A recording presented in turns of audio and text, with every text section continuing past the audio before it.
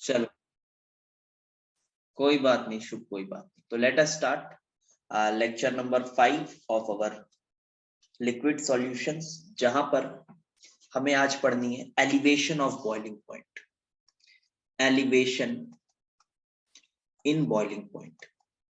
ये टॉपिक भले थोड़ा सा आसान लगेगा आपको, बट बहुत कुछ आपको आज भी सीखने को मिलेगा, और ऑब्वियसली बता रहा हूं मैं, नई चीजें भी आपको सीखने को मिलेंगी इसमें।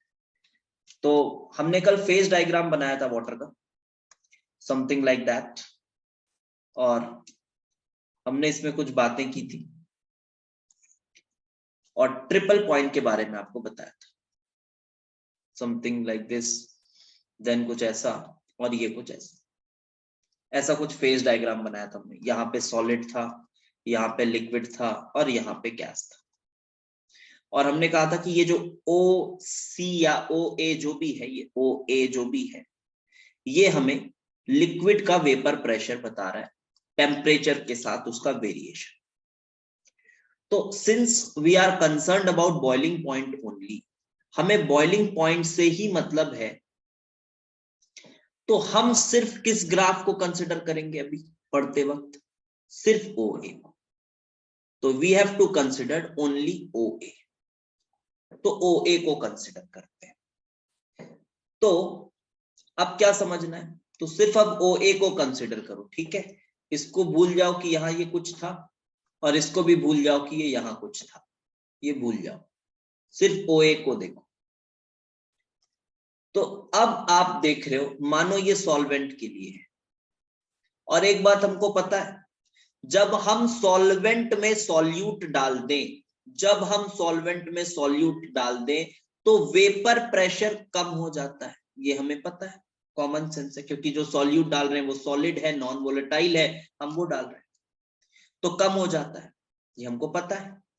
तो अब ध्यान से देखो, वेपर प्रेशर कम हो जाता है, इसका मतलब कैसे, किस तरह से इसको यहां पे हम रिलेट करेंगे? हम कहेंगे कि देखो ये जो टेम्परेचर है, थोड़ी सीधी लाइन बनानी चाहिए थी मुझे, ये जो टेम्परेचर है, ये टेम्परेचर, इस टेम्परेचर पे ये वेपर प्रेशर। लेकिन सॉल्वेंट के केस में ऐसा है, सॉल्यूट और सॉल्यूशन के केस में कैसा होगा? इसका वेपर प्रेशर क्या होगा? इसके ऊपर होगा या इसके नीचे होगा? ऑब्वियसली इसके नीचे होगा। तो कहीं यहां पे आएगा पॉइंट, कहीं यहां पे आएगा पॉइंट, ठीक है? उसके बाद इसी तरह से आप देखो, हर प्रेशर, हर टेम्परेचर पर आप देखोगे तो कुछ इस तरह से मिलेगी चीजें। तो ये जो ग्राफ बन रहा होगा, ये बन रहा होगा किसके लिए? लिक्विड सॉल्यूशन के, ये सॉल्यूशन के लिए बन रहा होगा। ये आसान है, ठीक है, दिस इज क्वाइट इजी। ये सॉल्यूशन के लिए बन रहा होगा। और अब आप देख रहे हो, सपोज करो ये प्रेशर है और मैं मान लो 1 atm मान रहा हूं प्रेशर बाहर का, सपोज करो। तो ये जो थी, ये वाला जो टेम्परेचर था, this was the boiling point, this was the boiling point of pure solvent, that is TB degree। and फिर हम यहां से इधर आएंगे, तो this is the boiling point of solution। तो फेज डायग्राम से भी समझ में आ रहा है कि this is the boiling point of solution and this difference is called delta TB। this is delta TB, और ये जो डेल्टा टीबी है, ये डिपेंड करता है only upon the amount of particle. Amount of particle पर डिपेंड करता है ये वैल्यू, कितना एलिवेट होगा, बॉइलिंग पॉइंट कितना एलिवेट होगा, वो 1 मोल ऑफ सब्सटेंस पे डिपेंड कर रहा है। 1 mole of what substance you are adding उस पे डिपेंड नहीं कर रहा। तो हम यहाँ पे एक फॉर्मूला लिखते हैं, delta TB is equal to KB into M. ये फॉर्मूला आया, अभी थोड़ा सा हम इस पे चर्चा करेंगे। ये जो फॉर्मूला आया है, delta TB is equal to KB into M, तो डेल्टा टीबी भी आपको समझ आ गया होगा, this is nothing but TB minus TB degree, और ये आपको कुछ वैल्यू मिली है। Sir, do triple point occur at 0 to 4 degree Celsius? Triple point कल मैंने बताया था ना, जहां पे है वो उसी पॉइंट पे है ट्रिपल पॉइंट। ये जो टेम्परेचर था, उसका temperature was 273.16, kelvin which is 0.001 degree Celsius, ठीक है। और सॉल्यूट डालने से ट्रिपल पॉइंट चेंज होगा। सभी सवालों का आपको जवाब मिलेगा आज, देखिएगा भी, थोड़ा सा सब्र करिए। जब मैं डिप्रेशन इन फ्रीजिंग पॉइंट पढ़ाऊंगा ना, डिप्रेशन इन फ्रीजिंग पॉइंट, तो देखना आपके मुंह से वाव निकलेगा, अरे यार ये तो हमको पता ही नहीं था। गजब की चीजें पढ़ोगे, देखना। थोड़ा सा सब्र रखो, अभी अभी आंसर नहीं कर पाएंगे उन क्वेश्चंस का, थोड़ा सा पेशेंस रखिए, आज मिल जाएगा सबका आंसर। तो देखो, delta TB is equal to KB into M. अब यहां पे हमको ये दिख रहा है कि m जो है ये मोलालिटी है, तो ये नेचर पर डिपेंड नहीं कर रहा, ये तो वैसे भी किस पे डिपेंड कर रहा है, अमाउंट पे डिपेंड कर रहा है। चलो इसको ना डिराइव करने का एक तरीका है, although this is not very important, but still थोड़ा समझ लेते हैं कि चीजें आती कहां से हैं, ये मोलालिटी ही क्यों रखा गया, तो ये मैथमेटिकली आया है, ठीक है। तो एक मैथमेटिकल तरीका है, हाँ, ट्रायंगल से दो तरीके हैं, एक तो ट्रायंगल की सिमिलैरिटी से लाया जा सकता है, ट्रायंगल की सिमिलैरिटी से, हाँ, ट्रायंगल की सिमिलैरिटी से लाया जा सकता है, और एक लाया जा सकता है थर्मोडायनेमिक पैरामीटर्स का यूज करके। जो थर्मोडायनेमिक वाला है वो देखने में बहुत अच्छा लगता है, आपके पुराने कॉन्सेप्ट रिवाइज होंगे, सिर्फ उस मोटिव से मैं आपको ये बताऊंगा। ऑल्दो ये जेई के सिलेबस के रिस्पेक्ट में बोलूं मैं, तो दिस इज नॉट इम्पोर्टेंट, और ये भी कोई खास इंपॉर्टेंट नहीं है, बट ये है थोड़ा एक आइडिया देता है आपको कि ये फॉर्मूला बन कहां से रहा है। मैं इसको सिर्फ एलिवेशन इन बॉइलिंग पॉइंट के लिए डिराइव करके एक बार बताऊंगा, और उसके बाद जब फ्रीजिंग पॉइंट पढ़ेंगे तो आप वहां खुद से ही समझ लीजिएगा, ठीक है। तो लेकिन ये जो थर्मो वाला है, ठीक है, ये इससे क्वेश्चन आने के चांसेस थोड़े कम है, बट कुछ अच्छे कॉन्सेप्चुअल क्वेश्चन उससे भी बन सकते हैं, लेकिन आप बोल सकते हो कि थोड़ा सा आउट ऑफ द वे जाता है, बट रिवाइज बहुत अच्छे से थर्मोडायनेमिक्स के कुछ पैरामीटर्स आपको वो कराएगा। चलिए तो देखते हैं, पहले सिमिलैरिटी वाला देख लेते हैं, तो आसान है, क्लास 10th की मैथ्स लग रही होगी उसमें, और कुछ नहीं। इसी में मैं बना देता हूं, ये सॉल्यूशन 1 मैंने लिया, मेरे को एक और यहाँ पे बनाना होगा, ये मैंने एक और बनाया, दिस इज सपोज सॉल्यूशन 2, ठीक है। ये सॉल्यूशन 2 है, ये सॉल्यूशन 1 है, और ये सॉल्वेंट है। अब कुछ मैं कंसिडरेशंस ले लेता हूं, दिस इज थोड़ा सा ना इसमें किचपिच हो जाएगा, एक सेकंड रुको ना, मैं फिर से इधर बना देता हूं।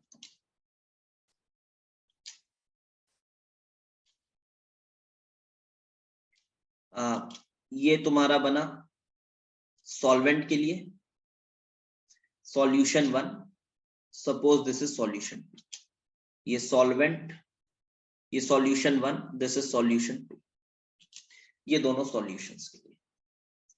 अब यहाँ पे आप एक प्रेशर ले लीजिए, late us call it P not, और पी नॉट पर ये आप इधर से आएंगे तो दिस इज, मैं बस लिख रहा हूं, आप देखते ही समझ जाएंगे, ठीक है। This is T not, then इसी टेम्परेचर पर ऑब्वियसली सॉल्यूशन का वेपर प्रेशर थोड़ा कम होगा, late us call it P1। इसी टेम्परेचर पर एक और सॉल्यूशन है, थोड़ा और ज्यादा कंसंट्रेटेड लग रहा है, इसलिए उसका वेपर प्रेशर और कम है, that is P2। Now let us call this O, then this is C, then this is D, OCD, and ये थोड़ा सा आगे जा रहा है P नॉट पर, ये कुछ आपको मिल रही है इसकी boiling point, this is T1 suppose, and this is the boiling point, let us call it T2 suppose। आप P नॉट को आप 1 atm मान लो, 1 atm जैसा, या फिर एक्सटर्नल प्रेशर मान लो, तो ये सॉल्वेंट का बॉइलिंग पॉइंट हो गया T नॉट, फिर सॉल्यूशन 1 का बॉइलिंग पॉइंट T1, सॉल्यूशन 2 का बॉइलिंग पॉइंट T2, ठीक है। अब आप इसको मान लो A बोल लो, इसको B बोल लो, and now just apply similarity। We can see that triangle OAC is similar to triangle OBD। बहुत लोगों को लगता है एक्सपेरिमेंट से आ गया है, ये एक्सपेरिमेंट से नहीं आया है, मैथमेटिकली आया है, हाँ, बट एक्सपेरिमेंटल रिजल्ट्स के काफी क्लोज आती है वैल्यू दिस। और अब यहाँ पे सिमिलैरिटी है, तो आई डोंट थिंक कि मुझे ये सब समझाना पड़ेगा, मैं डायरेक्ट लिख रहा हूँ OD by OC आप देख लीजिए, और जो OB है T2 minus T0 upon T1 minus T0 is equals to, अब ये जो OD है this is P0 minus P2 upon P0 minus P1, और ये लिखने के बाद आपको इधर मिल रहा है what is this, this is delta T, this is delta T, तो आपको यहां मिल रहा है डेल्टा टी बी, आप इसको 2 बोल लीजिए, अपॉन ये मिल रहा है delta T B for solution 1 is equals to, ये क्या मिल रहा है, this is delta P upon ये भी क्या मिल रहा है अपॉन delta P, so this is delta P2, this is delta P1। तो इस इक्वेशन से आप क्या बोल सकते हो कि डेल्टा टीबी जो है वो डायरेक्टली प्रोपोर्शनल है किसके, डेल्टा पी के, ठीक है। From this equation we can say that delta TB is directly proportional to delta P, ये conclude किया हमने, this is concluded, and then from RLVP what we know, from RLVP what we know that P degree minus PS upon P degree is equals to mole fraction. Mole fraction can be written like this, in terms of molality it can be written like this, molality into molar mass of solvent into molar mass of solvent upon 1000, ये simple आप mole fraction को convert कर सकते हो, इस तरह से देख लेना। तो यहां पे क्या मिल रहा है, अब आप अगर आप यहां पे देखो तो ये P0 तो कांस्टेंट ही है सॉल्वेंट के लिए, गिवन सॉल्वेंट के लिए ये कांस्टेंट है, और ये P0 माइनस PS ये क्या आ रहा है, this is again delta P, और delta P is equal to ये हो रहा है कुछ P0 into molar mass of solvent upon 1000 into molarity, तो आप ये डेल्टा P को क्या बोल सकते हो, delta P is directly proportional to molality, sorry यार यहाँ पे मोलैलिटी है ना, molality, so from this one equation and second equation we can say that delta TB is directly proportional to molality, यहां से हम बोल सकते हैं कि ये मोलैलिटी के डायरेक्टली प्रोपोर्शनल है, which implies that delta TB is equals to constant लगा देंगे KB into M। अब थोड़ा सा एक बात सुनना, but delta P depends on solute, solute molar mass कहां लिखा हमने, सॉल्यूट मोलर मास, ये सॉल्वेंट है ना, ये सॉल्वेंट है, ये सॉल्वेंट है, delta P depends on solute का मोलर मास, ये क्या बोल रहे हो नहीं समझ रहा हूं, ये सॉल्वेंट है, तो डेल्टा P को आप देखें अगर, तो ये एक्चुअली P0 पे डिपेंड कर रहा है एंड सॉल्वेंट पे डिपेंड कर रहा है,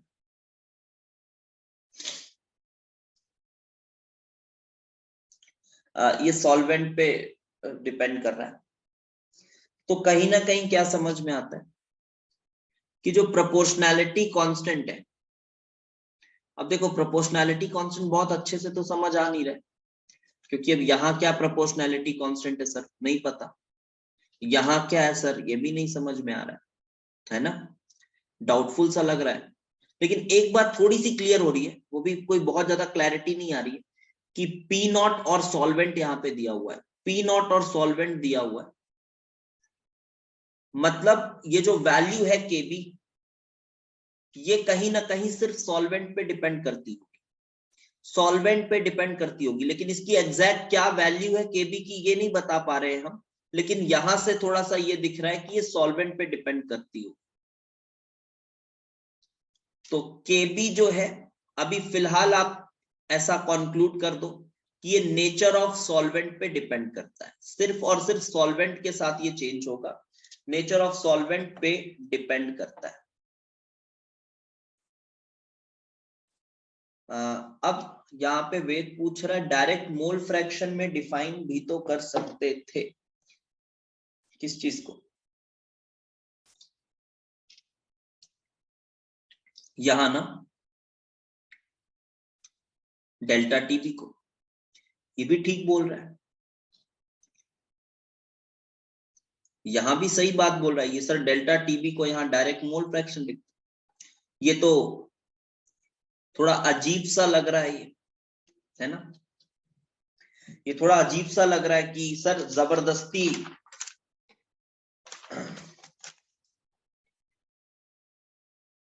जबरदस्ती हम बस वही लाना है और उसलिए उसको ऐसा कुछ कर रहे हैं, ऐसा लग रहा है।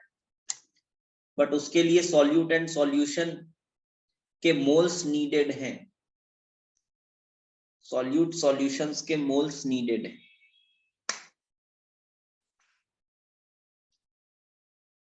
मोलैलिटी एक्सपेरिमेंटली इजी आ जाएगा। अच्छा ठीक है, अब मैं आपको बता देता हूं ये जो तरीका है, ये जो तरीका है जिससे अभी हमने इसको लिखा है, this is just a temporary way of doing it. This is a temporary way. अभी सभी सवालों का जवाब मिलेगा। This is a temporary way, वो नन्हे मुन्ने बच्चों को बहलाने फुसलाने के लिए थोड़ा सा ट्रायंगल वैंगल की सिमिलैरिटी से बता देते हैं। ठीक है, ठीक है, ऑल्दो यहां से भी रफली समझ में आ जाता है, लेकिन ऐसा फिर भी लगता है कि जबरदस्ती मोलैलिटी लाने की कोशिश की गई है, मोलैलिटी लाने की कोशिश की गई है। बट ठीक है, ऐसा अगर लिखें तो गलत नहीं होगा। अच्छा, ऐसा लिखे तो गलत होगा क्या, ये बताओ? ऐसा लिखें तो गलत होगा? ऐसा जो कर रहे हैं गलत होगा क्या? नहीं होगा। तो क्यों नहीं एक्सपेरिमेंटली मान लो वैल्यूज देखे, एक्सपेरिमेंटली वैल्यूज देखे और मोलैलिटी डालने पर वो सबसे क्लोज आ रही होंगी, ऐसा भी तो हो सकता है। तो इसलिए उसको मोलैलिटी के टर्म्स में डिनोट किया। जैसे अब राउल्स लॉ पे आप सवाल थोड़ी ना उठाओगे कि राउल्स लॉ ने मोल फ्रैक्शन ही क्यों यूज किया, या भी आप हेनरीज लॉ पढ़ने वाले हो, वहां पे भी आप इसी तरह की बात। तो वो जिस भी कॉन्सेंट्रेशन टर्म से वैल्यू सबसे क्लोज जा रही है उसके हिसाब से एम की। बट इसका एक अच्छा थ्योरेटिकल जस्टिफिकेशन मैं देता हूँ कि ये थोड़ा टेम्पररी वे है, बट ठीक है, समझ में आता है, जेई के लिए बहुत है, मोर देन इनफ है।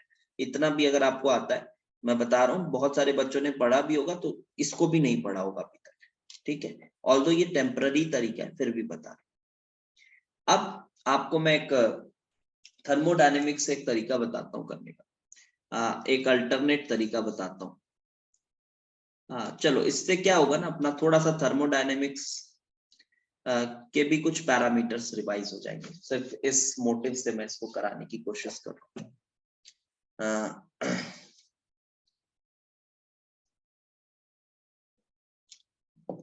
Yes, KB is a constant, इसका कुछ नाम भी है, आप मोलल एलिवेशन कांस्टेंट,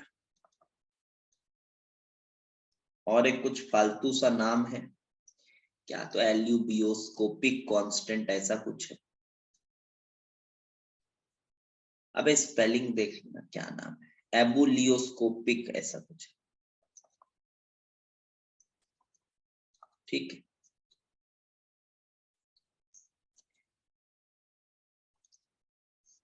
ये सब भी नीट के एग्जाम में बहुत पूछता है।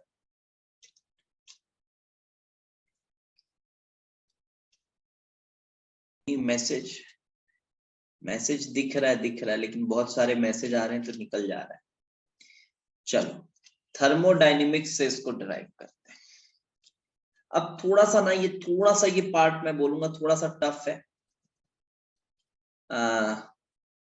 बट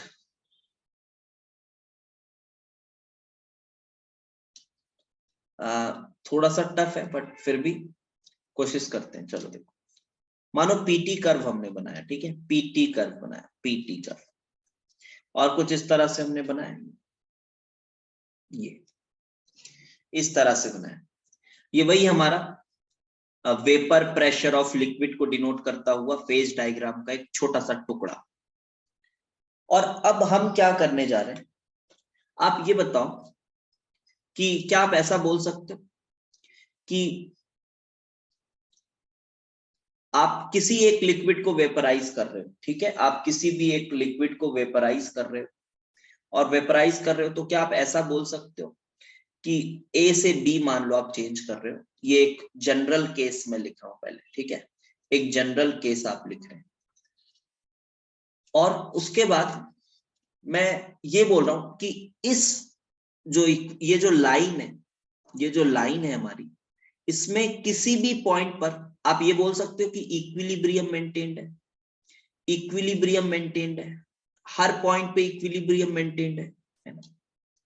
और ए से बी कुछ कन्वर्ट हो रहा है, आप ऐसा समझ लो, कुछ कन्वर्ट हो रहा है। हम इस लाइन का ना थोड़ा सा इक्वेशन निकालने की कोशिश कर रहे हैं। We are just trying to find the equation of this line.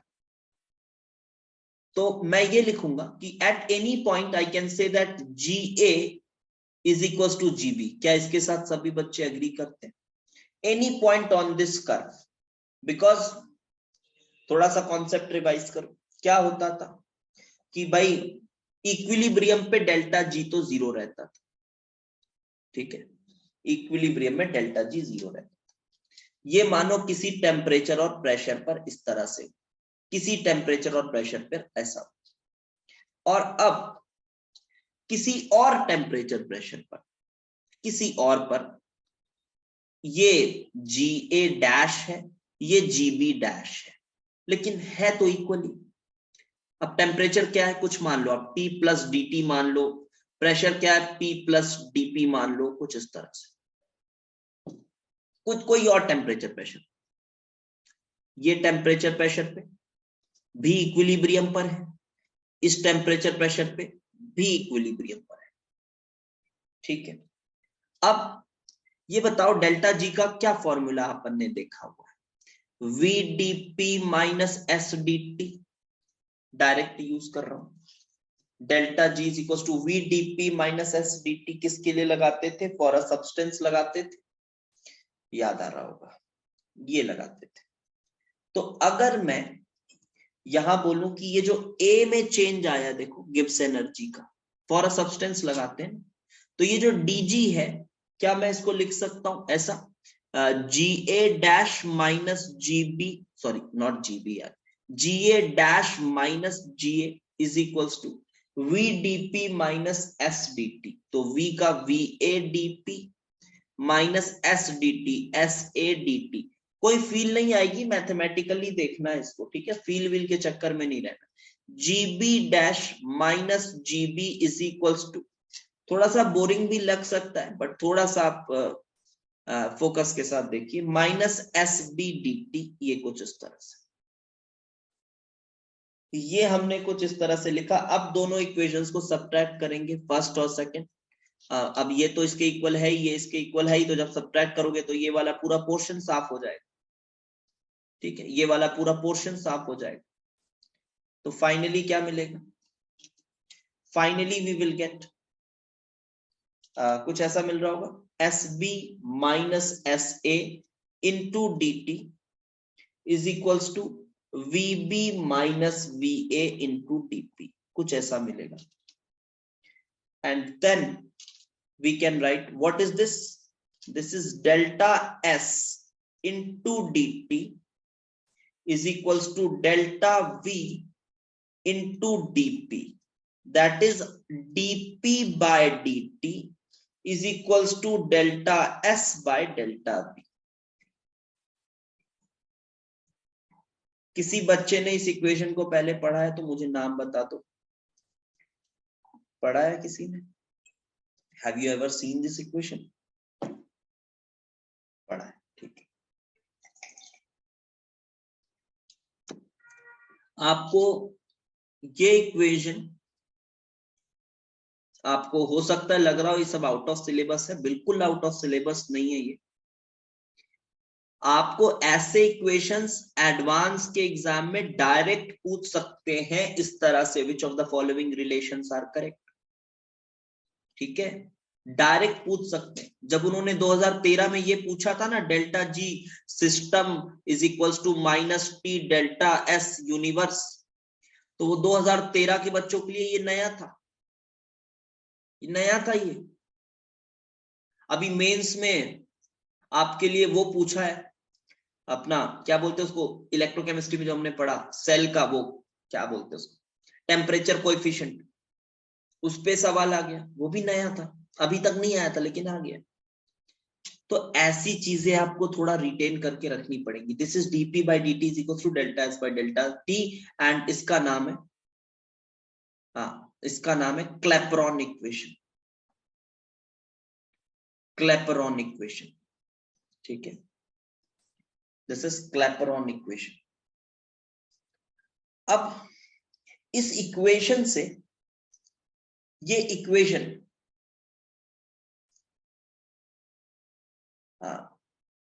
अब ये डायरेक्ट इक्वेशन थोड़ा सा ध्यान रखो। अब इस इक्वेशन पे क्या करेंगे, अब थोड़ा सा एक पर्टिकुलर केस लो आप, कि आप एक लिक्विड को गैस में बदल रहे हो। ठीक है, आप इस इक्विलिब्रियम को आप कंसिडर करो, थोड़ा सा पर्टिकुलर केस।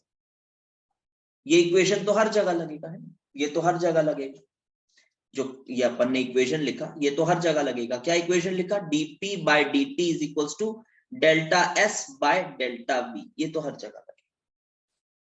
अब मानो आप लिक्विड गैस इक्विलिब्रियम इसको कंसिडर कर रहे हैं, इसको आपने कंसिडर किया, तो बताओ डेल्टा एस के लिए क्या फॉर्मूला लिखेंगे, डेल्टा एस के लिए क्या लिखेंगे? सर पता है हमको, तो डेल्टा एच बाई टी लिखेंगे, डेल्टा एच बाई टी लिखेंगे, और डेल्टा वी के लिए क्या लिखेंगे, V of gas minus V of liquid, यही लिखेंगे, V of gas minus V of liquid.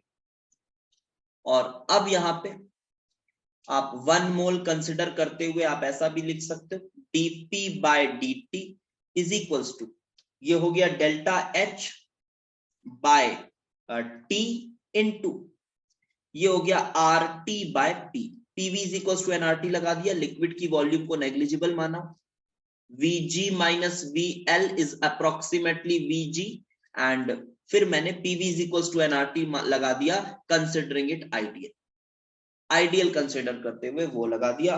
और अब आप इंटीग्रेट करेंगे, अब आप इंटीग्रेट करेंगे, मैं इंटीग्रेट वगैरह करके नहीं दिखा रहा, मैं सिंपली लिख रहा हूं आपके सामने, applying integration, and on integrating you will get this, थोड़ा ध्यान से देखना, इसी को इंटीग्रेट करोगे तो ln p2 by p1 is equals to delta h by r,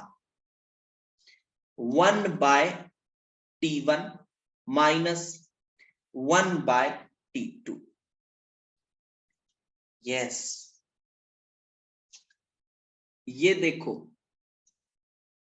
अब यहां पे अगर आप देखें तो हमने लिया है ये वाला केस, और ऐसे केस में, इस पर्टिकुलर केस में जो के इक्विलिब्रियम होता है वो किसके बराबर होता है, वो प्रेशर ऑफ ए गैसियस के बराबर होता है ना, वेपर प्रेशर जिसको बोलते हैं।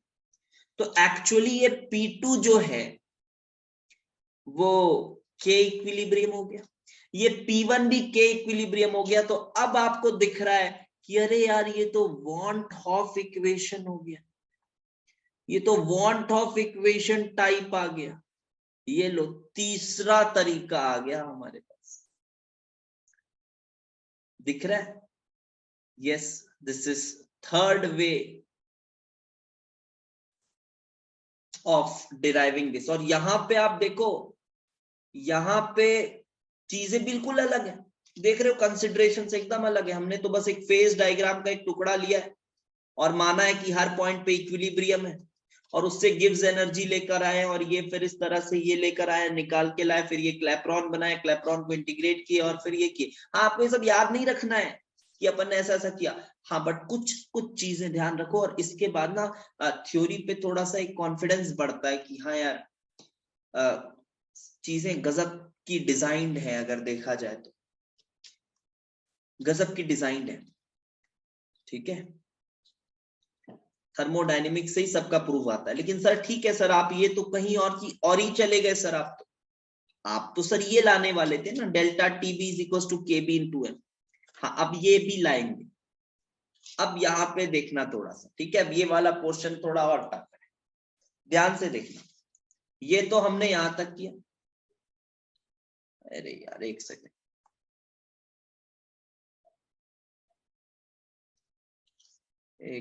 यार क्या खुल गया। चलो ठीक, अब आगे देखते हैं। Now let's derive delta TB is equals to K B into M. इसको डिराइव करते हैं। आपने अगर आपकी एनसीईआरटी देखी है ना, तो आपने एनसीईआरटी में भी बेटा आपने ये फॉर्मूला देखा होगा जरूर। ये फॉर्मूला आपने देखा है क्या? शायद एनसीईआरटी में है। K B is equals to R TB not का square upon 1000 into delta H, ऐसा कुछ है, देखा है आपने? हाँ, ये एनसीईआरटी में भी है, लेकिन हमको इसका कुछ भी नहीं पता। ये समझ ही नहीं आता ये आया कहां से। हाँ, आगे मोलर मास भी है, ठीक है, मोलर मास भी है, मैं भी डिराइव करूंगा। मैं भी बस रफली बता रहा हूं जितना मुझे थोड़ा सा याद है। तो वो रिलेशन तो देखो वो एनसीईआरटी में भी है, तो ये बिल्कुल आपको समझना पड़ेगा कि यार ये कहां से चीजें कैसे बन रही हैं और उसका क्या सिग्निफिकेंस। तो चलो, अब यहां पे आपके पास ये जो क्लैपेरॉन इक्वेशन है ना, ये वाला ही, dp by dt is equals to delta H p by T square R, ये आपके पास क्लैपेरॉन इक्वेशन है। अब आप ना एक काम करो, अब थोड़ा सा फिगर पर जाते हैं फिर से। इसी के साथ आगे काम करना है, आप थोड़ा सा फिगर पर जाओ, इसी फिगर पर। और इस फिगर में एक काम करते हैं, देखो आपके पास सॉल्वेंट सॉल्यूशन दोनों लीजिएगा, बहुत ध्यान से समझिएगा तभी समझ में आएगा। ये सॉल्वेंट लीजिए और ये सॉल्यूशन लीजिए, सॉल्वेंट एंड सॉल्यूशन। अच्छा ये मुझे बताओ, ये जो फॉर्मूला ये किसके साथ लगा सकता हूं मैं? ये बताओ, सॉल्वेंट के साथ लगा सकता हूं कि सॉल्यूशन के साथ? ये बताओ।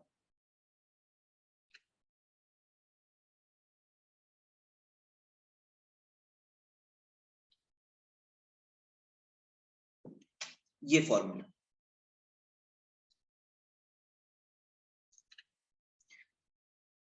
कुछ बच्चे सॉल्वेंट बोल रहे हैं, कुछ सॉल्यूशन बोल रहे हैं, सॉल्यूशन बोल रहे हैं, ठीक है। अच्छा ये जो फॉर्मूला मैंने बनाया है, ये जो फॉर्मूला मैंने बनाया, ये तो DP by dt delta S by delta V. तो यहां मैंने कहीं सॉल्वेंट सॉल्यूशन कुछ लिखा है क्या बेटा? क्या कंसिडर किया? एक ऐसी लाइन जिसपे हर पॉइंट पर इक्विलिब्रियम, क्या मैंने यही कंसिडर किया सिर्फ? एक ऐसी लाइन जिस पर हर पॉइंट पर इक्विलिब्रियम है ना। तो ये बताओ, क्या इस लाइन पे हर पॉइंट पे इक्विलिब्रियम है कि नहीं है? और क्या सॉल्यूशन के केस में हर पॉइंट पे इक्विलिब्रियम है कि नहीं है? सर ये भी है। तो क्या समझ आया कि D TP by D T is equals to जो भी है delta H upon R T square into P. ये मैं किसके साथ लगा सकता हूं? किसी के साथ। ये मैं किसी के साथ भी लगा सकता हूं, सॉल्यूशन के साथ भी लगा सकता हूं, सॉल्वेंट के साथ भी लगा सकता हूं। क्या ये बात सबको क्लियर है? अभी जो थोड़े डुअल आंसर्स आ रहे थे, क्लियर है? हाँ। अब देखते हैं, अब मानिए, ठीक है,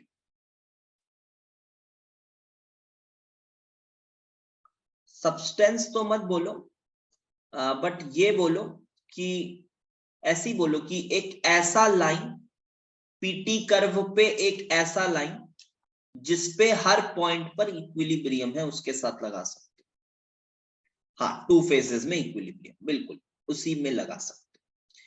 अब देखो यहां पे सपोज करते हैं this is P not and ये जो है सॉल्वेंट का मान लो तुम्हारा बॉइलिंग पॉइंट है। सॉल्वेंट के बॉइलिंग पॉइंट को मैं रिप्रेजेंट कर रहा हूं टीबी नॉट करके, टीबी नॉट, और ये वाला जो है ये सॉल्यूशन का बॉइलिंग पॉइंट है, सॉल्यूशन का बॉइलिंग पॉइंट है। दिस इज टीबी करके मैं डिनोट कर रहा हूं, टीबी करके डिनोट कर रहा हूं, इसको टीबी नॉट करके डिनोट कर रहा हूं। और अब इस पॉइंट पर भी कुछ इसका प्रेशर है, ऑब्वियसली कम होगा, सॉल्यूशन है, तो इस टेम्परेचर पर इसका भी कुछ प्रेशर है। मैं इसको P1 लिख दे रहा हूं, इसको मैं P1 लिख दे रहा हूं। और अब मैं क्या कर रहा हूं, यहां अप्लाई कर रहा हूं, थोड़ा इस सेक्शन को देखना, इस सेक्शन को मैं थोड़ा सा हाईलाइट कर देता हूं ताकि आपको समझ में आए मैं किसकी बात कर रहा हूं। मैं इस सेक्शन की बात कर रहा हूं, ठीक है। आप इस सेक्शन को देखना, मैं ये फॉर्मूला इस सेक्शन के लिए लगा रहा हूं, तो मुझे लिमिट्स थोड़े ध्यान से लगाने पड़ेंगे, क्योंकि ये तो मैं किसी के साथ भी लगा सकता हूं ना, विद इन गिवन लिमिट, इसके साथ भी, इसके साथ भी। मैं इसको ये रेड वाले रीजन के साथ लगा रहा हूं, मैं इसको रेड वाले रीजन के साथ लगा रहा हूं। तो मैं कैसे लिखूंगा, मैं कुछ इस तरह से लिखूंगा, लिमिट देख लोगे समझ आ जाएगा, तो फिर बाकी सब चीजें समझ में आ जाएंगी। ध्यान से देखेंगे बेटा, dp by p is equals to delta h by r integration of dt by T square. ये सब बहुत बेसिक बातें सभी आप जानते हैं करना। और अब आप यहाँ पे लिमिट डालेंगे, तो प्रेशर, इस वाले सेक्शन पे बात हो रही है, ऊपर वाले को भूल जाओ, इस वाले सेक्शन पे बात कर रहे हो आप, सिर्फ ये रेड वाले को देखना है। तो P1 प्रेशर पर,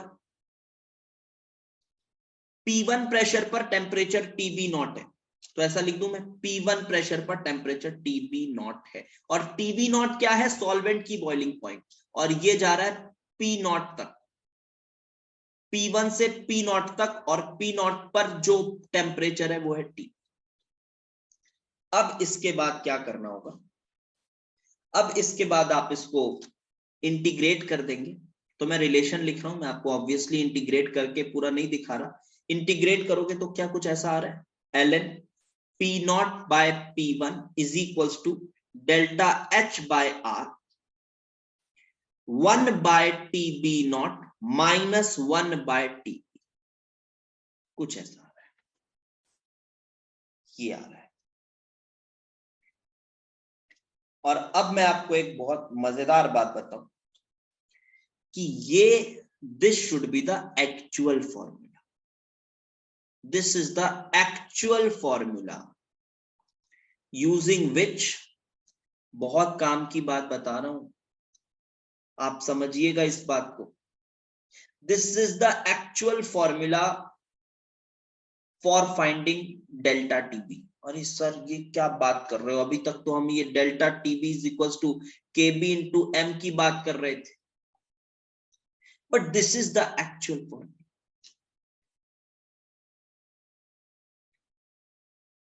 यस, अब अगर आप इसको देख रहे हो ना, तो देखो आपको P नॉट P1 पता है, आपका P नॉट P1 आपको पता है, और अब आप इससे डेल्टा H, उस फेज ट्रांसफॉर्मेशन का डेल्टा H, और अब आप इससे क्या निकाल सकते हो, अब आप इससे निकाल सकते हो, अब आप इससे निकाल सकते हो TB। TB is the boiling point of solution, और TB डिग्री आपको पता ही रहता है। लेकिन सर तो इसे इंपॉर्टेंस देनी है या उसको, लेकिन अब यहां पे क्या होगा ना,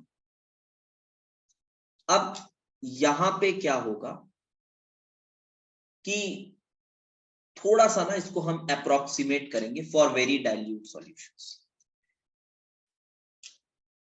यहां पे थोड़ा सा अप्रोक्सीमेशन करना पड़ेगा, क्योंकि approximation for very dilute solutions,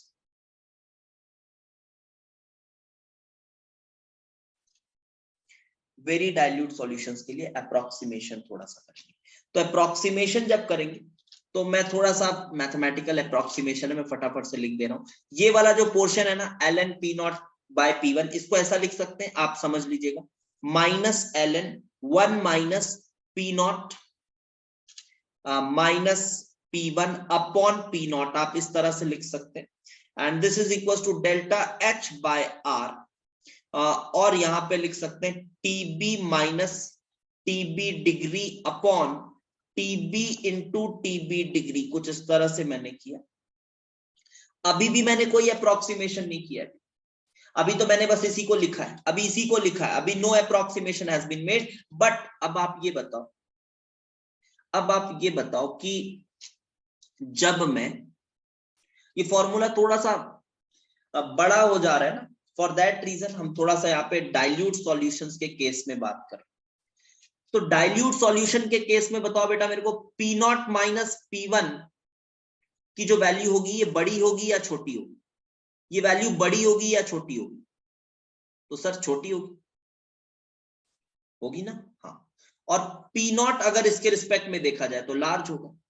तो ये जो पूरी वैल्यू है, ये जो पूरी वैल्यू है, this is very very smaller than 1, this is very very smaller than 1। तो अब आपको ये बात पता होनी चाहिए, एक मैथमेटिकल अप्रोक्सीमेशन है, मैथमेटिकल अप्रोक्सीमेशन, आई होप आपने शायद पढ़ा भी हो maths, minus ln 1 minus x, हाँ एक्सपेंशन, जी हाँ एक्सपेंशन, एक्सपेंशन मैं इसको करने नहीं वाला अभी, ऑब्वियसली मैं करने नहीं वाला इसे, माइनस ln 1 बाई एक्स, और x अगर बहुत छोटा होता है, अगर x 1 से बहुत छोटा होता है तो ये सिंपली माइनस x हो जाता है ना, ये सिंपली माइनस x हो जाता है। तो ये आप थोड़ा सा ध्यान रखें, ये सिंपली माइनस x हो जाता है। अब ये आप जब लगाओगे और यहां पे आप टीबी और टीबी नॉट है यहाँ पे, ठीक है, और ये टीबी माइनस टीबी नॉट है।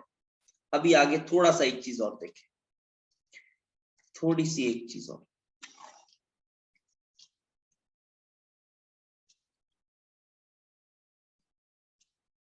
अच्छा sorry plus x, plus x होता है क्या?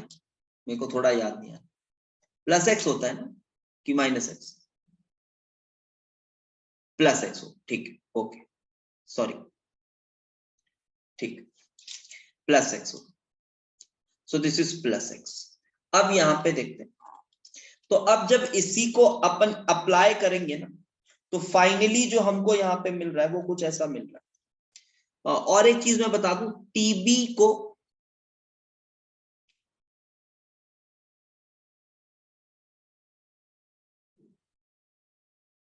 अच्छा हाँ ठीक है, उसका माइनस एक्स होगा बट बाहर एक माइनस है, ठीक है, टीबी माइनस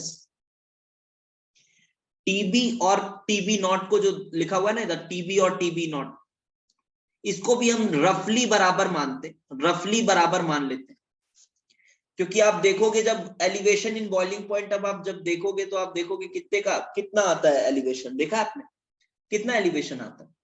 0.001 का एलिवेशन, इतनी केल्विन का, या कभी 0.01 केल्विन, ऐसा एलिवेशन आता है। तो हम इसको भी लगभग बराबर मान रहे, इसको भी लगभग बराबर मान रहे डाइल्यूट सॉल्यूशंस।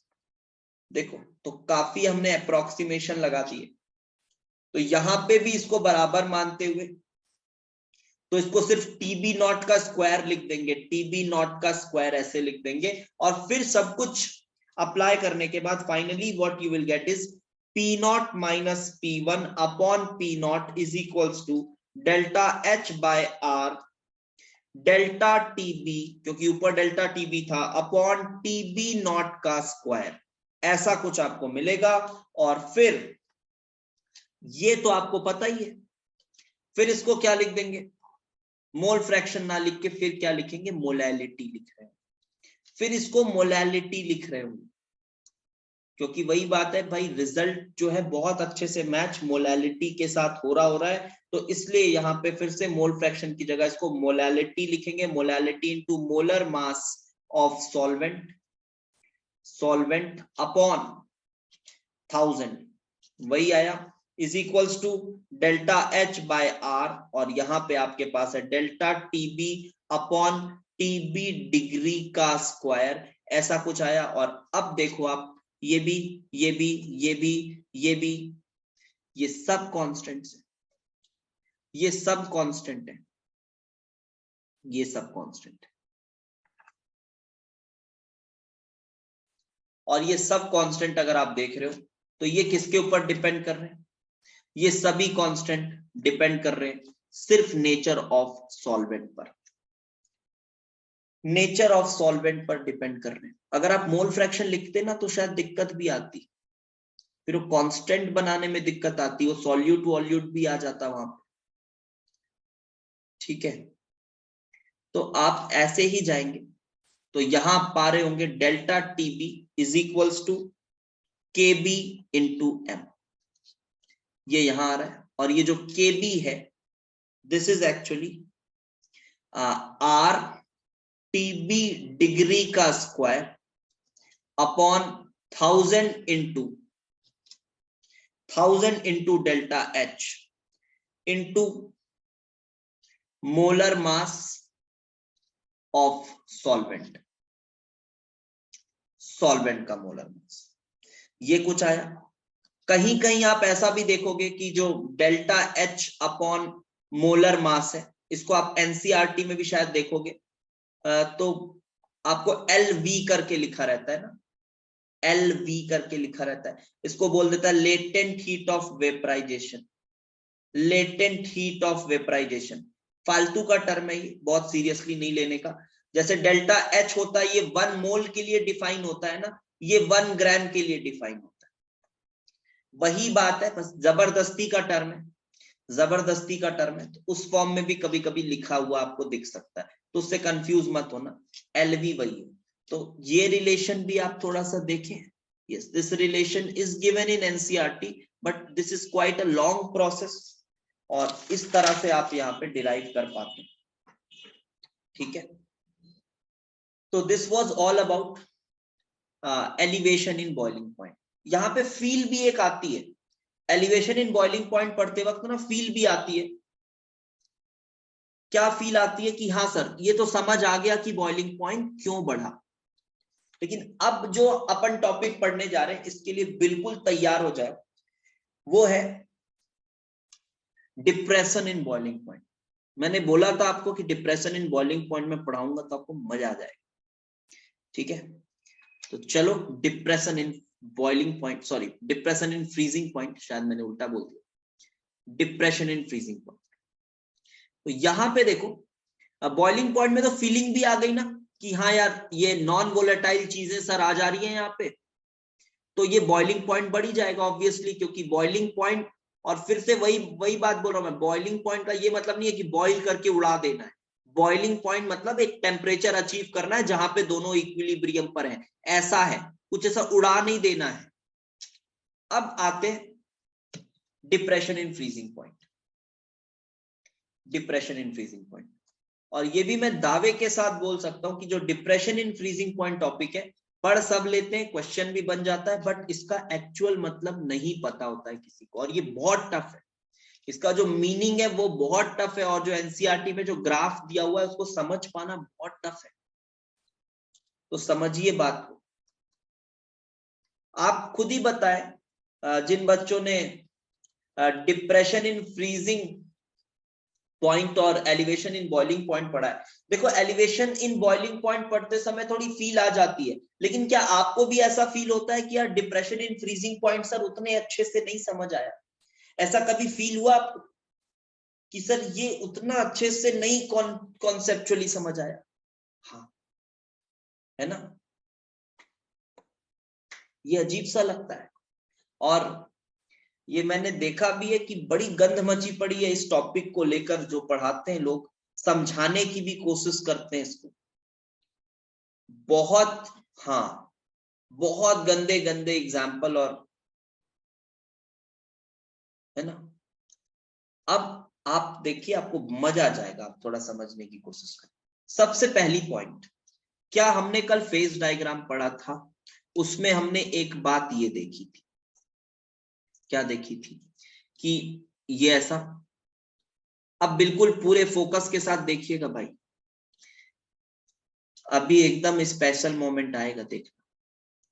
अभी यहां पे ये वाला जो पॉइंट था, ये किस टेम्परेचर पर था बेटा? ये था शायद 273.16 केल्विन, और प्रेशर था बहुत कम, प्रेशर था बहुत कम, 0.006 atm का प्रेशर था, और यहां कहीं मान लो आप 1 atm का प्रेशर है, 1 atm का प्रेशर, कुछ ये 1 atm का प्रेशर है, यहां आपका सॉलिड है और यहां पे आपका लिक्विड है। तो ये सॉलिड है, ये लिक्विड है। अब आप ये बताओ कि एक्चुअली जो फ्रीजिंग पॉइंट होना चाहिए वो क्या होता है? फ्रीजिंग पॉइंट एक्चुअली क्या होना चाहिए? ये होना चाहिए, होना चाहिए ना, this point, solid liquid equilibria, this should be the freezing point. और ये फ्रीजिंग पॉइंट है। तो सर ये टेम्परेचर कितना आता है सर? टेम्परेचर कितना आता है? हाँ, ये आता है 273.15 केल्विन, ये आता है टेम्परेचर, और इधर ये आता है। तो क्या लग रहा है, ये बहुत डिफरेंस है क्या? ये डिफरेंस दिख रहा है आपको? बहुत ही थोड़ा सा डिफरेंस है, दिख रहा है, 0.01 केल्विन का। प्रेशर में काफी चेंज आया है, ये देखो, काफी चेंज, सीधे 0.006 से 1 atm तक। मतलब मैं ये बोल सकता हूं क्या कि ये जो लाइन है ये ऑलमोस्ट वर्टिकल टाइप है ना? समझ रहे हो? ये लाइन जो है ये ऑलमोस्ट वर्टिकल टाइप, इसीलिए कुछ इस तरह से दिख रही है चीज। This is kind of almost vertical. तो यहां पे पहला एजम्पशन आता है, यहां मैं लिख रहा हूं एजम्पशन। पहला एजम्पशन ये आता है कि ट्रिपल पॉइंट को ही फ्रीजिंग पॉइंट मान लेते हैं। ये तो पहली बात पता ही नहीं रहती बहुत लोगों को, एनसीईआरटी में इसी को फ्रीजिंग पॉइंट बोलता है, हम भी याद कर लेते हैं और हमको लगता है, फिर उसको समझने की कोशिश करते हैं इधर उधर घटिया घटिया एग्जाम्पल से। ठीक है, तो आप ये समझिए पहला एजम्पशन कि triple point is approximated as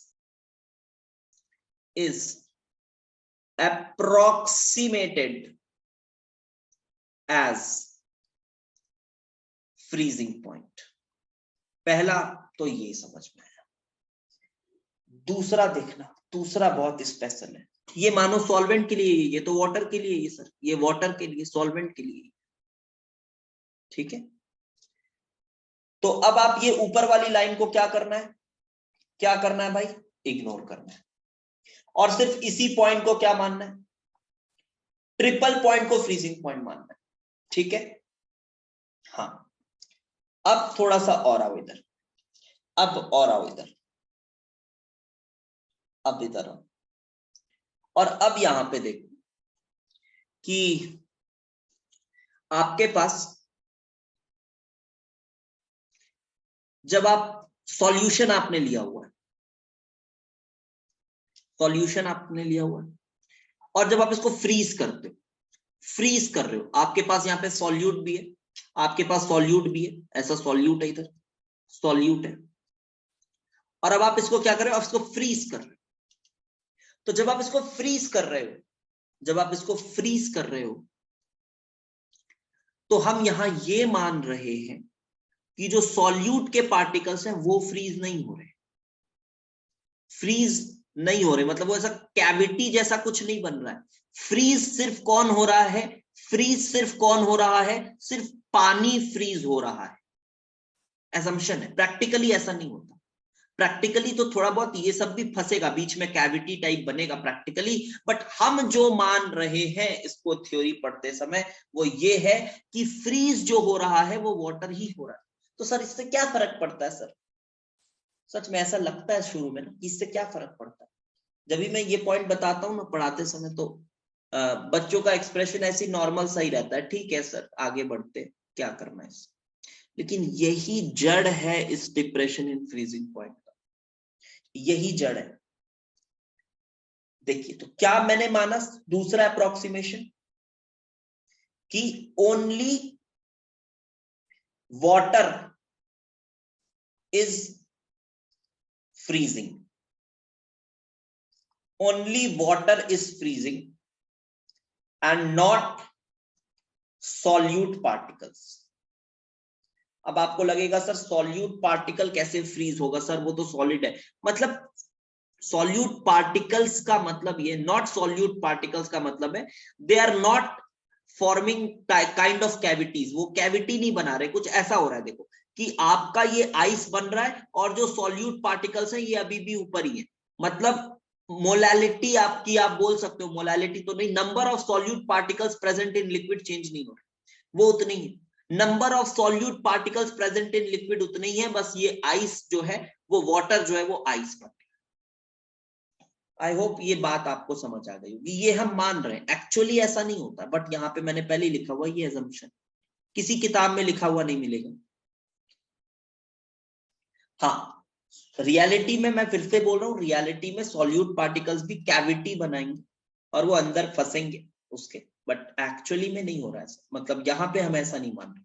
तो इससे क्या मैं ये बोल सकता हूं कि जो आइस है वो सॉल्वेंट के केस में जितना शुद्ध था, प्योर था, सॉल्यूशन के केस में भी वो उतना ही प्योर है, ऐसा बोल सकता हूं क्या?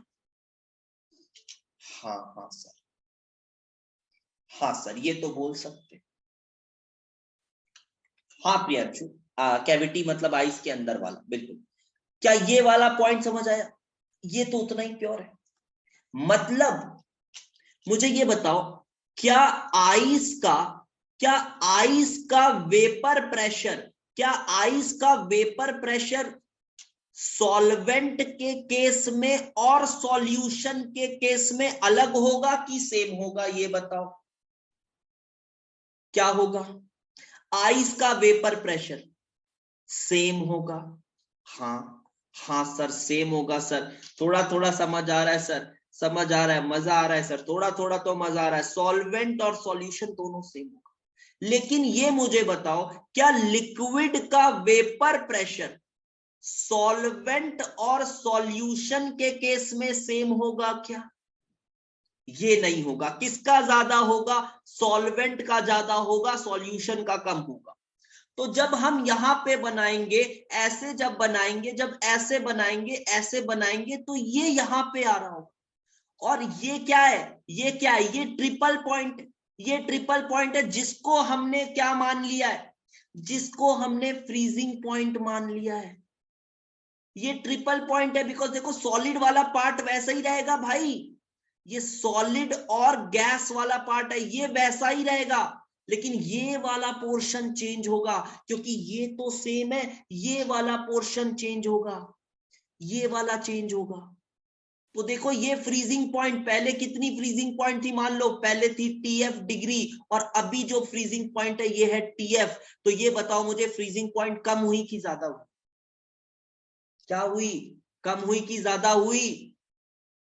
कम हुई। यस। तो ये है डिप्रेशन ऑफ फ्रीजिंग पॉइंट का concept, TF degree minus TF, ये कॉन्सेप्ट है। समझ आया? हाँ। अब मजा आया होगा। ये कॉन्सेप्ट है डिप्रेशन इन फ्रीजिंग पॉइंट का, कि क्यों बोल रहे हैं। कोई ऐसा वाला नहीं आपको दिखेगा, नहीं कुछ उड़ते उड़ते हुए कि आज सर जैसे बॉइलिंग पॉइंट में आ जाता है, देख के समझ आ जाता है, यहां वो नहीं आएगा। ये अगर आप एजम्पशंस को समझ रहे हो और उसके बाद जब इस ग्राफ को देख रहे हो तो आपको समझ आएगा, बिकॉज ये तो सॉल्यूशन के लिए भी सेम रहने वाला है ये वाली लाइन, क्योंकि ये सॉलिड गैस इक्विलिब्रियम है। ये सॉलिड गैस इक्विलिब्रियम है, मतलब ये वेपर प्रेशर ऑफ सॉलिड है, वेपर प्रेशर ऑफ आइस है। सिंस मैं मान रहा हूं कि सिर्फ आइस ही फ्रीज हो रहा है, सिर्फ आइस ही फ्रीज हो रहा है, एंड फॉर दैट रीजन ये कुछ इस तरह से हुआ। ठीक है, और वो ट्रिपल पॉइंट वाला पॉइंट इधर आया, ट्रिपल पॉइंट इधर आया। ओके, आइस का वेपर प्रेशर होता है जी, बिल्कुल होता है। कल की क्लास नहीं किए क्या? कल तो बताए थे सबका वेपर प्रेशर। ये सॉलिड लिक्विड, ये सॉलिड गैस इक्विलिब्रिया दिख रही है तो वेपर प्रेशर डिफाइन करो। क्या हर चीज आपको आंख के सामने थोड़ी ना दिखेगी? हाँ, इससे नीचे प्रेशर आप कभी देखे ही नहीं होगे तो आपको समझ ही नहीं आएगा, फील नहीं होगा कि अरे यार कैसे वेपर प्रेशर होता है, बट होता है। ठीक है। हाँ, आइस का लिक्विड प्रेशर भी होता है। ये देखो आइस का लिक्विड प्रेशर, ये आइस का लिक्विड प्रेशर, ये वाले पॉइंट। ठीक है।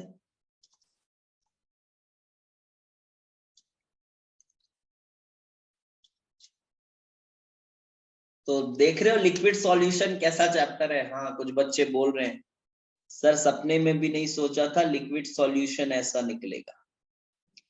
जी हाँ, लिक्विड सॉल्यूशन कुछ ऐसा ही चैप्टर है।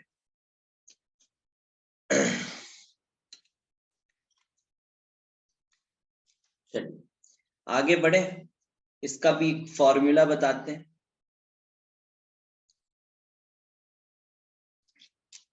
क्या बोल रहे हो? Liquid pressure of solid will be less. हाँ हाँ, कम रहेगा, वो ग्राफ से देख लो। सर तो इसका कोई फील है क्या? 0.01 टेम्परेचर चेंज में भी इतना प्रेशर डिफरेंस? नहीं, ये तो ऑब्जर्वेशन है सब, ये फेज डायग्राम ही ऑब्जर्वेशन, और पानी के लिए ही ये ऐसा बनता है, बाकियों के लिए ऐसा बनता है। यही वाले क्वेश्चन में मैंने पढ़ाया है।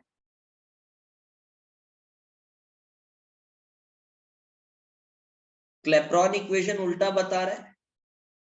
क्या उल्टा बता रहा है? क्या उल्टा बता रहा है क्लेप्रॉन इक्वेशन? कुछ उल्टा नहीं बता रहा होगा। डीपी बाई डी इक्वेशन में लगाएं तो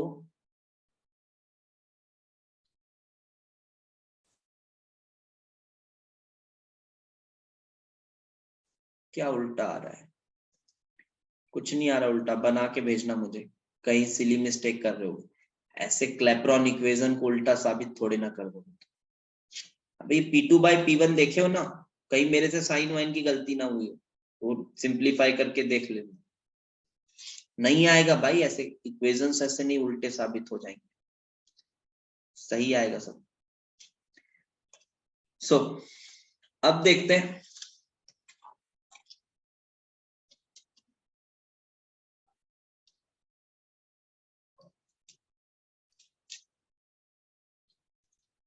अब आगे पढ़ते हैं, और ये फॉर्मूला बता रहे हैं डेल्टा टी एफ का फॉर्मूला भी सेम उसी तरह से बनेगा। I am not going to derive it again, उसी तरह से बनेगा। और अब आप यहाँ पे लिख लो बस K F into M which is molality, K F into M which is molality.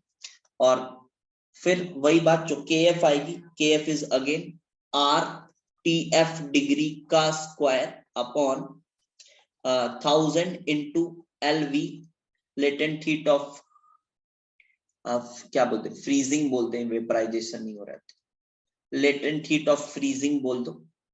और यहाँ पे फिर वही बात कि जो के एफ है वो सॉल्वेंट डिपेंडेंट है, सॉल्वेंट डिपेंडेंट है। हाँ, फ्यूजन बोल दो, फ्यूजन ही बोल दो। के एफ जो है वो सॉल्वेंट डिपेंडेंट है। ठीक है, के एफ इज सॉल्वेंट डिपेंडेंट।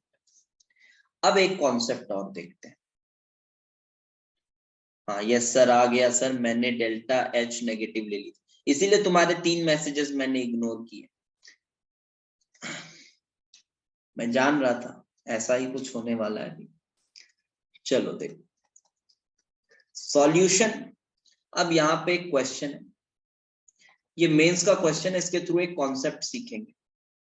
ठीक है, एक कॉन्सेप्ट सीखेंगे। तो देखिएगा, ये डिप्रेशन इन फ्रीजिंग पॉइंट का ये कॉन्सेप्ट सीखेंगे।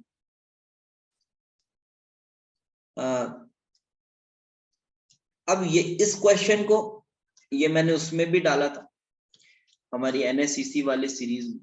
एक सॉल्यूशन है जिसमें 62 ग्राम इथिलीन ग्लाइकॉल है, इथिलीन ग्लाइकॉल है इन 250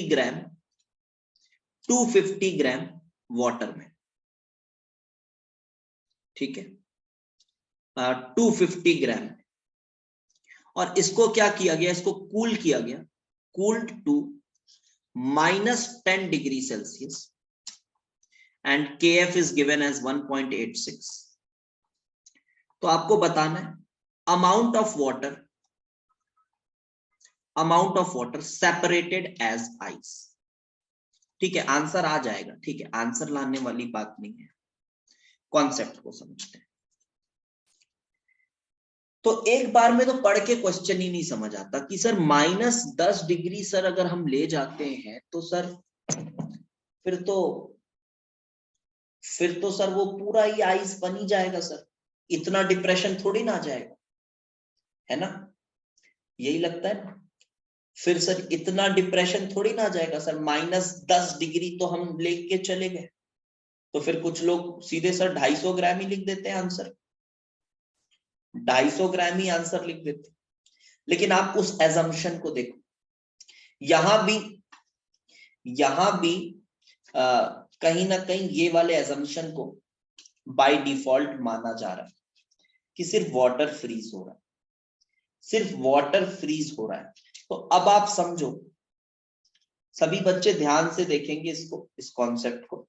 delta TF is equals to KF into M हम लिख रहे हैं, KF इंटू M हम लिख रहे हैं। और जब हम पानी को फ्रीज कर रहे हैं, देखो नंबर ऑफ सॉल्यूट पार्टिकल उतना ही है, लेकिन पानी फ्रीज हो रहा है, तो क्या समझ में आ रहा है, मोलैलिटी बढ़ रही है, मोलैलिटी बढ़ रही है। हाँ सर, मतलब कुछ ऐसा है कि जब आप एक ड्रॉप पानी भी फ्रीज हुआ तो मोलैलिटी थोड़ी सी बढ़ गई, एक ड्रॉप पानी भी फ्रीज हुआ तो मोलैलिटी थोड़ी सी बढ़ गई। तो मोलैलिटी थोड़ी सी बढ़ गई तो डेल्टा TF भी थोड़ा सा बढ़ गया। इसका मतलब जैसे जैसे पानी फ्रीज हो रहा है वैसे वैसे डिप्रेशन और बढ़ता जा रहा है, वैसे वैसे डिप्रेशन और बढ़ता जा रहा है। तो अब मुझे बताओ, आपको अगर पूरे पानी को फ्रीज करना है, अगर आपको पूरे पानी को फ्रीज करना है, पूरे पानी को फ्रीज करना है, तो क्या टेम्परेचर देना पड़ेगा, क्या टेम्परेचर देना पड़ेगा आपको? पूरे पानी को फ्रीज करना है, अगर ये पूरे सॉल्यूशन को फ्रीज करना है। यस, ये बहुत ही इनफाइनाइट जैसा कुछ लग रहा है, 0 केल्विन भी बोल सकते हो, क्योंकि उसके नीचे तो जा ही नहीं सकता टेम्परेचर, है ना। तो आप 0 केल्विन जैसा सोच सकते हो, कुछ नेगेटिव इनफाइनाइट डिग्री सेल्सियस में सोच लो, कुछ भी ऐसा सोच लो, 0 केल्विन से जैसा सोच सकते हो आप कुछ। क्योंकि आप खुद ही देखो, ये कुछ वैसा नहीं हो गया फर्स्ट ऑर्डर रिएक्शन की तरह, फर्स्ट ऑर्डर रिएक्शन की तरह जैसे जैसे रिएक्शन आगे बढ़ेगा रिएक्शन स्लो होता जाएगा, तो कभी खत्म ही नहीं होगा। कुछ वैसा ही सीन यहां भी है। तो अगर आपने -10 डिग्री क्या यहां -100 डिग्री भी दिया होता ना, -200 डिग्री भी दिया रहता ना, तो भी ये पूरा पानी फ्रीज नहीं होता।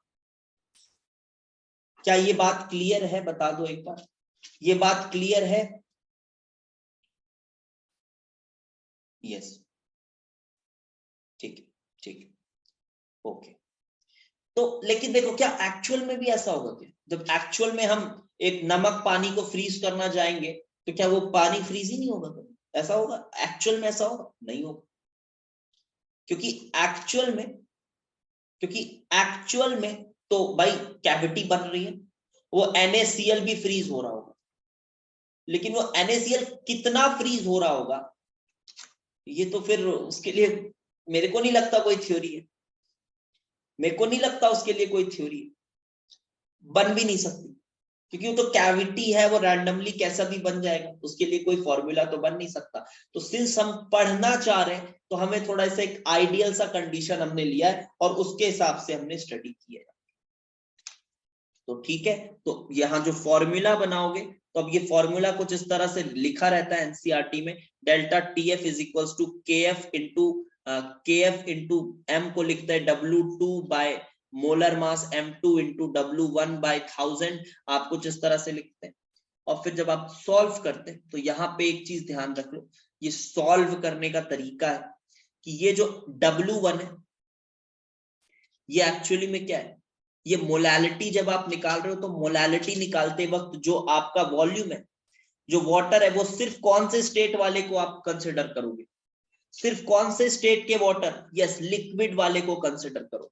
तो W1 इज लिक्विड वाटर, ये लिक्विड वाटर है। तो आप क्या करो इस क्वेश्चन में, कोई बड़ी बात नहीं है, आपको ये दे दिया हुआ है, W2 दिया हुआ है, देखो इथिलीन ग्लाइकॉल, और इथिलीन ग्लाइकॉल का मोलर मास भी पता है आपको, तो W2 दिया हुआ है, ये भी दिया हुआ है, KF भी दिया हुआ है, डेल्टा TF। अब डेल्टा TF को क्या मान लो? हाँ, -10 डिग्री मान लो, -10 डिग्री। मतलब ऑब्वियसली अब नेगेटिव तो नहीं लोगे, 10 ही लोगे, डिप्रेशन की बात हो रही है, तो TF -TF डिग्री, तो उसको 10 मान लो आप, तो इसको आप 10 मान लो। तो अगर ये 10 डिग्री तक गया तो कितना वाटर लिक्विड फॉर्म में बचेगा, ये बता रहा है अब ये फॉर्मूला। अब ये फॉर्मूला क्या बता रहा है? अगर 10 डिग्री है, अगर डिप्रेशन 10 डिग्री की हुई तो क्या पानी बचेगा लिक्विड फॉर्म में? अगर यहां -100 डिग्री होता तो 100 डिग्री अगर है तो क्या पानी बचेगा? तब और कम पानी बचता। समझ पा रहे हो? अगर ये 100 डिग्री होता तो और कम पानी बचता, क्योंकि डिप्रेशन बहुत ज्यादा हो गया है। डिप्रेशन बहुत ज्यादा इसलिए हो गया है क्योंकि मोलैलिटी बहुत ज्यादा हो गई है। मोलैलिटी बहुत ज्यादा इसलिए हो गई है क्योंकि पानी बहुत कम हो गया है, क्योंकि पानी बहुत कम हो गया है। यस, तो अब सॉल्व करना, तो आंसर इज 64 ग्राम्स, ऐसा कुछ आंसर आ रहा है, ठीक है, बिकॉज सेपरेटेड एज आइस बोल रहा है वो, तो 64 ग्राम आ रहा है। तो ये लिक्विड वाटर आएगा, फिर उसको 250 में W1 को माइनस कर देना, ठीक है, 250 में 250 ग्राम था, उसमें W1 को माइनस कर देना, तो ये करने के बाद you will get 64 grams as the answer, ठीक है। तो ये भी हमने कर लिया है खत्म, depression in freezing point and elevation of boiling point. अब नेक्स्ट क्लास में हम करेंगे आगे, and we will be doing osmotic pressure and abnormal molecular masses. वो भी एक अच्छा टॉपिक है, ऑल्दो इजी है। आयनिक इक्विलिब्रियम जैसी चीज पढ़ने के बाद आपको वो वॉन्ट ऑफ फैक्टर वगैरह कोई बहुत खास बड़ी चीज लगेगी नहीं, ठीक है।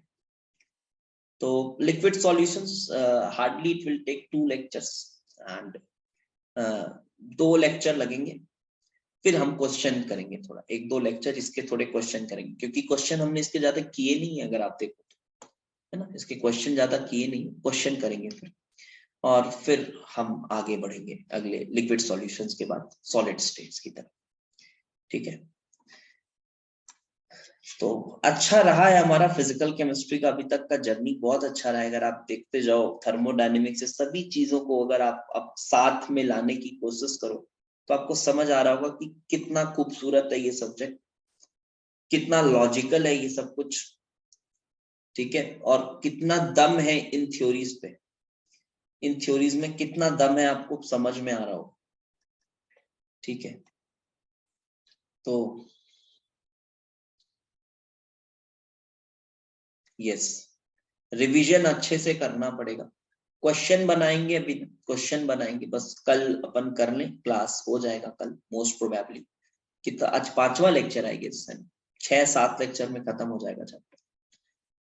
तो देखो इतना डीप में पढ़ने के बाद भी आप आराम से 7 लेक्चर में खत्म कर सकते हो चीजों, 6 से 7 लेक्चर में, ठीक है, बहुत आराम से,